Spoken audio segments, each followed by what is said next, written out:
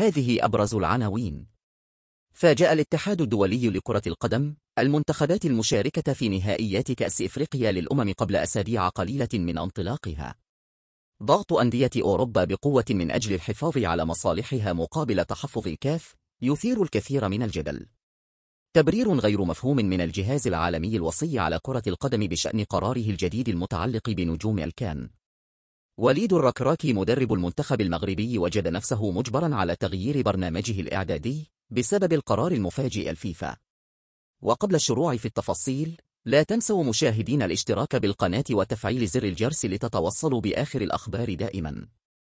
قبل أسابيع قليلة من انطلاق كأس الأمم الإفريقية، وجدت المنتخبات المشاركة في البطولة القارية أمام قرار جديد يعيد طرح مسألة اختلال العلاقة بينها وبين مراكز النفوذ في كرة القدم العالمية، حيث أعلنت الفيفا تأخير موعد التحاق اللاعبين الأفارقة بمنتخباتهم إلى 15 من دجنبر الحالي، أي 6 أيام فقط قبل المباراة الافتتاحية المقررة في 21 منه.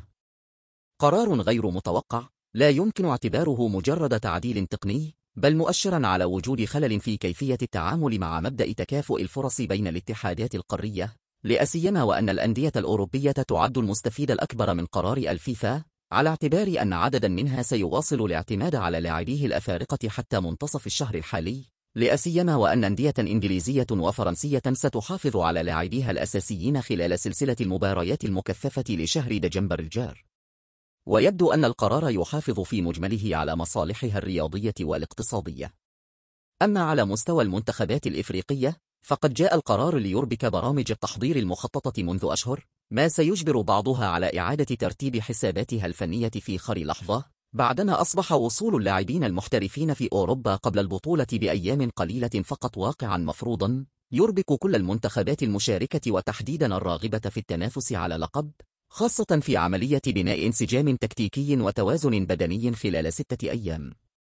وقد كشفت صحيفة ليكيب الفرنسية أن المنتخبات المشاركة في الكان ستضطر للانتظار حتى 15 من الشهر الجار حتى تكتمل صفوفها، وذلك بعد أن مارست الجمعية الأوروبية للأندية ضغوطا على الفيفا خلال اجتماع عقد في 29 نوفمبر الماضي دون إبلاغ الاتحادات الوطنية، ورغم أن تاريخ انطلاق البطولة كان محددا منذ أشهر طويلة في 21 دجنبر الجار، فقد تمكنت الأندية الأوروبية من تأمين مهلة إضافية للاحتفاظ بلاعبيها، ما أثار حالة من الغضب والتوتر وسط مخاوف متزايدة من تأثير هذا التأجيل على تحضيرات المنتخبات الإفريقية. ومن جهته، سيكون على وليد الركراكي مدرب المنتخب المغربي الأول إعادة ترتيب أوراقه تحسبا لأي طارئ مع قرار تأجيل التحاق اللاعبين حتى أسبوع واحد فقط قبل المباراة الافتتاحية، لا سيما أمام تخوفه من هاجس الإصابات في صفوف النخبة الوطنية. أمام مشاركتهم المكثفة ضمن الاستحقاقات المحلية أو القارية، ما قد يهدد سلامتهم الصحية، وكذا مشاركته في الكأس الإفريقية، علما أن المنتخب الوطني لا يزال يترقب عودة أبرز لاعبيه بعد التعافي من الإصابة، على غرار أشرف حكيمي ونايف أكرد.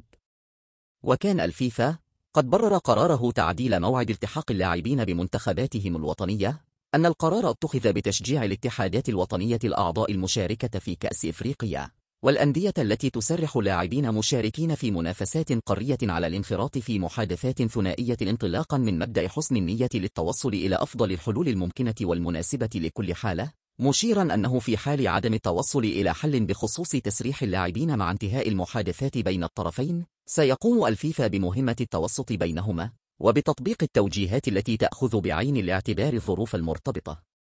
بكل حالة على حدة.